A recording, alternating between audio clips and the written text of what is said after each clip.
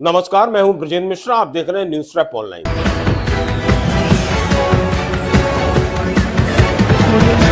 किसी और प्यार मोहब्बत किसी से, प्यार किसी और से किया और शादी किसी और से की, और स्थिति ये बनी कि जो प्रेमिका थी वो शादी के दौरान मंडप पर पहुंच गई, जिससे दूल्हे के लेने के देने पड़ गए।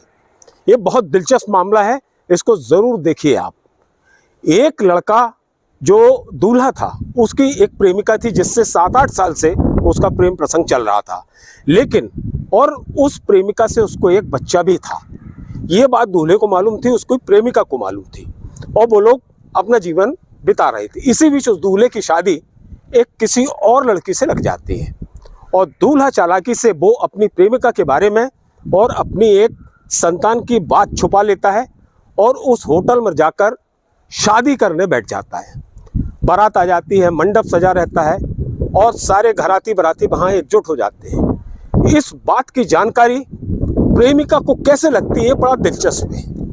प्रेमिका का ये कहना है कि वो फ़ोन लगाती है अपने प्रेमी को, जो उस समय दूल्हा बनकर मंडप पर बैठा है, लेकिन वहाँ से कुछ आवाज़ ऐसी आती है जिससे उसको डाउट होता है। तभी वो प्रेमिका मेहंदीपुर बालाजी का स्मरण करती है और फिर वो ये कहती है कि मुझे ऐसा एहसास हुआ कि मेरा जो प्रेमी है वो कहीं पर शादी के मंडप पर बैठा है। उसको आभास होता है मेहंदीपुर बालाजी की कृपा से।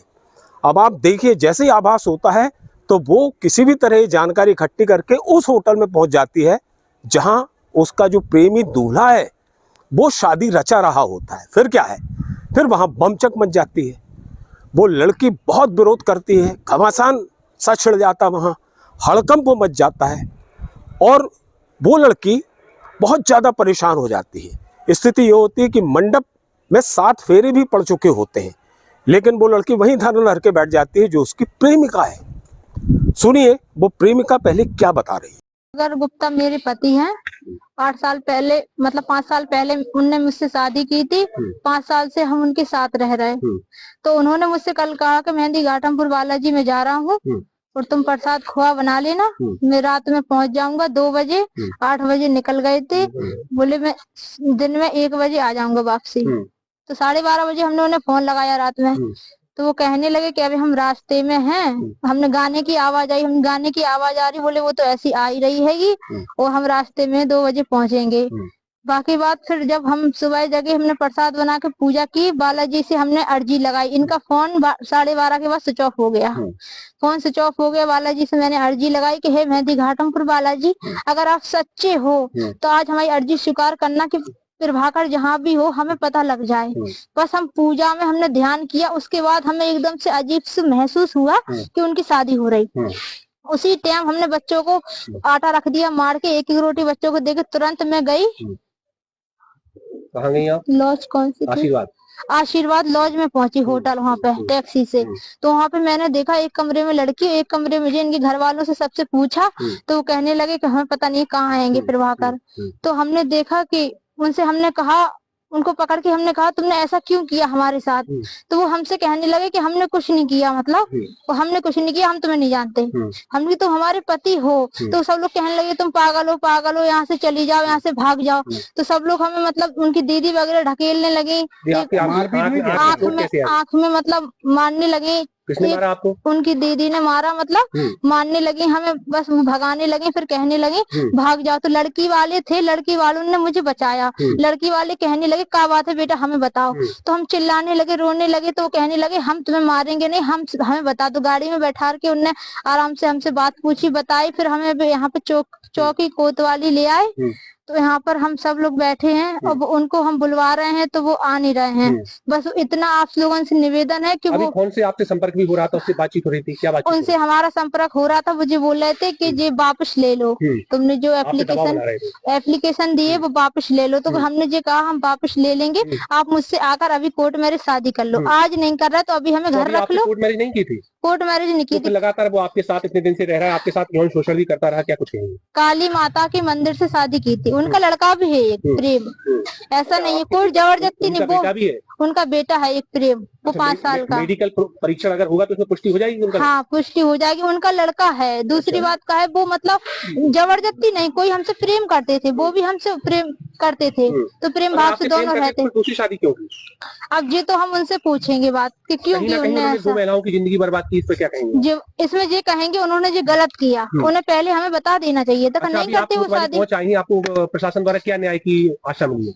हमें न्याय की आशा जब मिली है कि वो हमें साथ रखेंगे। अब मंडप पे शादी तो हो जाती है, 7 फेरे भी पड़ जाते हैं, और जब प्रेमिका को ये पता चलता है तो वो सीधे थाने पहुंच जाती है और थाने में वो अपनी आप बीती सुनाती है।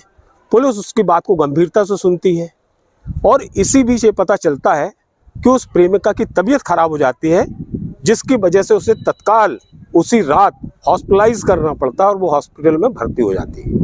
इधर जो हंगामा मचता है तो जो नई दुल्हन होती है उसके परिवार वाले भी भड़क जाते हैं कि दूल्हे राजा ने दहेज में 10 लाख रुपए नगद और बहुत सा गृहस्थी का दहेज का सामान हमसे लिया, और ये बात छुपा ली कि उसकी एक प्रेमिका है जिससे उसको एक बच्चा भी है। ये बात छुपा ली तो वो जो नई दुल्हन है वो भी भड़क जाती है और वो इनकार करने लगती है कि मैं इस शादी को नहीं मानूंगी। लेकिन चूंकि 7 फेरे पड़ चुके होते हैं, भावर पड़ चुकी होती है, तो अब परिस्थितियां कुछ और हो जाती हैं। लेकिन उस लड़की के घर वाले बहुत नाराज होते हैं और वो कहते हैं कि यदि ये शादी हमने कैंसिल की तो हमारा 50 लाख का नुकसान हो जाएगा, क्योंकि जिस होटल में ये शादी हो रही थी उसी का खर्च 20 लाख रुपए लगा है, बाकी दहेज के सामान में लगा है और 10 लाख रुपए कैश दिया है। सुनिए उस नई नवेली दुल्हन के घर वाले क्या दर्द बता रहे हैं। मामला ये है कि इन्होंने हमको जो है 10 लाख में शादी का संबंध हुआ था और जो है ऊपरी हमारे 10-25 लाख खर्च हो गए हैं, और जो है इसके बाद यहाँ पता पड़ा एक लड़के उसकी पहली जो थी वो आई है और उसने यहाँ हंगामा किया और हमारी बच्ची के साथ बहुत अन्याय हुआ। यहाँ पर भंवरें भी हमारी बच्ची की पड़ गई हैं और हमारा कम से कम 50 लाख का पूरा टोटल खर्चा है। और लड़के ने जो है कार की भी मांग करी कलेऊ में। अच्छा, हाँ, कार की भी मांग करी, कार चाहिए। अच्छा। इसके बाद कलेऊ होने के बाद जो है उसकी जो प्रजापति थी जो यहाँ पर काफीराम कॉलोनी में रहती है, वो आई है अपने बच्चों को लेकर के। उसने कहा डीएनए करा लो, जी बच्ची उसी के है। स्कूल में जो बच्चे पढ़ते हैं उनका आधार कार्ड भी प्रभाकर नाम के इसी जो दूल्हा बना है इसी का जो है दर्ज है हमारे बच्चों में। थाने गए हम, थाने में भी इंक्वायरी करवाई। थाने वालों ने सीओ साहब के जो असिस्टेंट वहाँ पर रहते हैं उन्होंने वहाँ पर स्कूल में फोन किया तो वहाँ से भी बहरहाल पूरा मामला बहुत ज्यादा विवादों के घेरे में है, क्योंकि एक तरफ वो प्रेमिका है और वो जो अपने बच्चे को साथ में लेकर मंडप पर शादी के मंडप पे आ गई थी, और दूसरी तरफ वो नई नवेली दुल्हन है जिससे 7 फेरे पड़ चुके हैं, शादी हो चुकी है। प्रेमिका थाने जा चुकी है, रिपोर्ट लिखा चुकी है और वहाँ दुल्हन शादी को अमान्य करने के लिए अड़ी है। अब ऐसी स्थिति में दूल्हा बीच में फंस गया है, उसे समझ नहीं आ रहा कि उसका प्रेम सही था या ये शादी सही थी। फिलहाल वो दोनों के भंवर जाल में फंसा है और पूरे उत्तर प्रदेश में ये मामला बहुत चर्चा का विषय बना हुआ है। जालौन के तमाम लोग इस शादी पर तरह तरह की चर्चाएं कर रहे हैं और पुलिस वैधानिक कार्रवाई की तरफ आगे बढ़ रही है।